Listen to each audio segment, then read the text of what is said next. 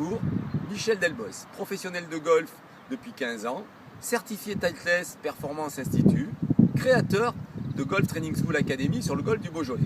Je vous présente la méthode PAR. Problème, action, résultat. Aujourd'hui, nous abordons les trajectoires en draw. Le draw est l'effet que l'on imprime à la balle pour décrire une trajectoire qui va de droite à gauche en direction de la cible. Méthode PAR. Problème.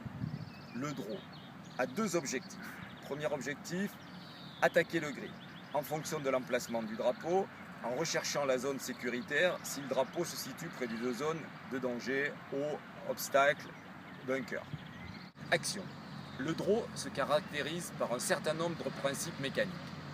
Premier objectif, placer la face de club en direction de la cible à atteindre, comme ceci. La cible étant matérialisée par les lignes bleues que vous voyez au sol. Objectif 2, l'alignement. L'alignement du corps doit se faire de la manière suivante. Les pieds sont légèrement orientés à droite par rapport à la ligne de jeu. À ce moment-là, vous voyez que les genoux sont parallèles à la ligne des pieds, le bassin parallèle à la ligne des pieds et les épaules parallèles à la ligne des pieds. Objectif 3, pouvoir réaliser un trajet du club de par le placement de son corps qui va aller comme ceci, de l'intérieur comme ceci, square, vers l'extérieur de la ligne de jeu afin de définir cette rotation de droite à gauche sur la balle.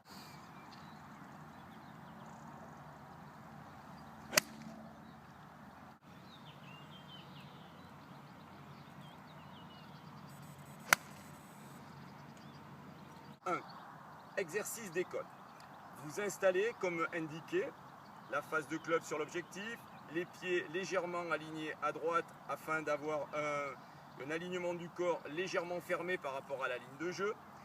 Vous placez des cônes, un cône sur le côté droit à l'extérieur de la ligne de jeu, un cône sur la partie gauche à l'intérieur de la ligne de jeu. Ces cônes vont permettre d'induire le trajet du club dans la descente.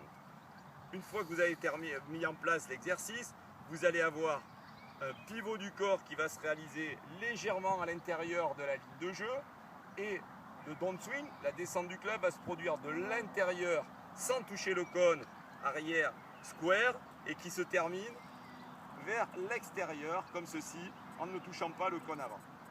Exercice 2. Utilisez une balle surélevée sur une légère butte.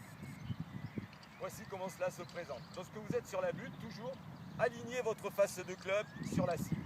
Alignez légèrement votre corps à droite de cette ligne de jeu et restez beaucoup plus haut que lorsqu'on joue sur une partie plane. Donc votre corps est beaucoup plus redressé. À partir de là, le trajet du club toujours intérieur et l'objectif est d'arriver avec un swing qui est beaucoup plus plat, qui va suivre justement l'inclinaison de la pente pour avoir un mouvement qui va donner une rotation de droite à gauche à la balle.